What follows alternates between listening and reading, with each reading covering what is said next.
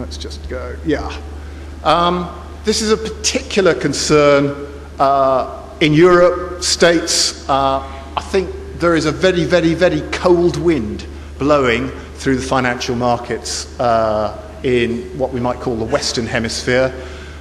I think, to a certain extent, I think Pakistan has a fantastic opportunity to stand back, watch the Europeans and the States make a complete hash of it, pick up the best bits, disregard all the rest, and really make strides forward. But just so you can see where my guys are coming from, basically, politicians, regulators, and banks seem to have forgotten that without a real economy, there isn't actually anything in the financial services area to regulate. And it's really important. I mean, in Europe at the moment, there must be, I don't know, half a dozen people, half a dozen individuals arguing on behalf of the real economy. I work with 3 of them. It's a real frightener when you think of the political stuff behind it, the regulatory stuff behind it, the banks are all in there, and then there's, half a dozen of us lots saying, well, actually, you know what? You're all wasting your time if we can't run our business.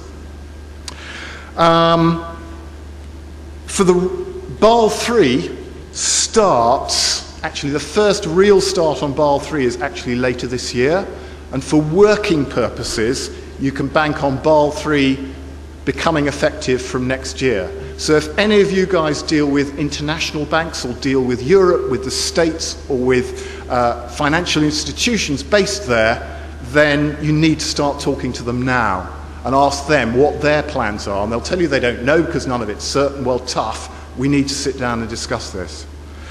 For the real economies, certainly in Europe and the States, actually the cart is going to start driving the horse, because your access to financial markets could well start influencing and massively affecting your business strategy. At the moment in Pakistan, I think you're very lucky. You have got access to funds if you've got the right projects there. But certainly in Europe, I think you're going to be really pushed to be able to fund the business expansion you need. Political risk is a massive force in Europe at the moment, because the whole approach to the economy is basically being run on populist sentiment. Cash management issues, because of the way Basel III affects literally the day-to-day cash management of banks, and cash itself in Europe at the moment is worthless. In the States, the federal deposit insurance charge, it means that for short-term deposits, you actually pay the bank money to keep your money safe for you. You may as well have it in a sock or in a safe. So certainly in Europe, there is definitely going to be a rise of non-banks that are outside Basel III and Solvency II. And indeed, there's an opportunity for the local banks here who, to the extent they can stay outside of the heavier aspects of this regulation, to start making inroads. And, potentially it starts to make Pakistan actually a much better place to invest. Because I can't borrow to invest in Europe anymore. So where else can I go? Well, if Pakistan's a 10-year opportunity, why not get in now while it's out of fashion? A decent risk management framework can really help you through this, because you need to husband your resources, your credit with your financial providers. And a decent risk management framework will enable you to do that economically. We've got some resources on our website. If you're interested, if you've got a Twitter feed or you follow Twitter, my colleague John Grout is absolutely fantastic.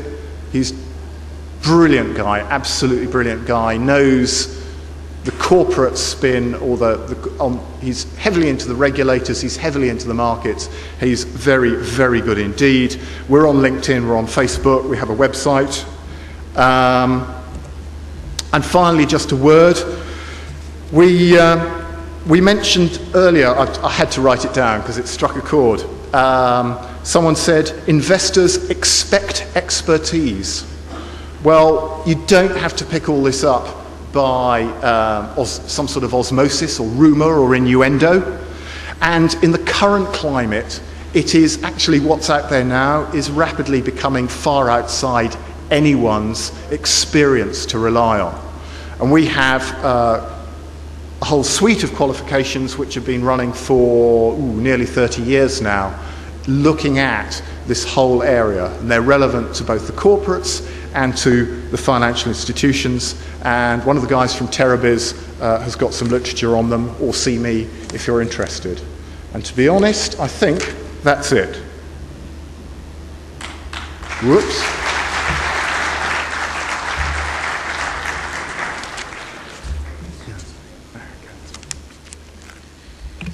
Thank you so much, James Lockyer. Please stay with us, and I'd like to invite Mohammed Nafis.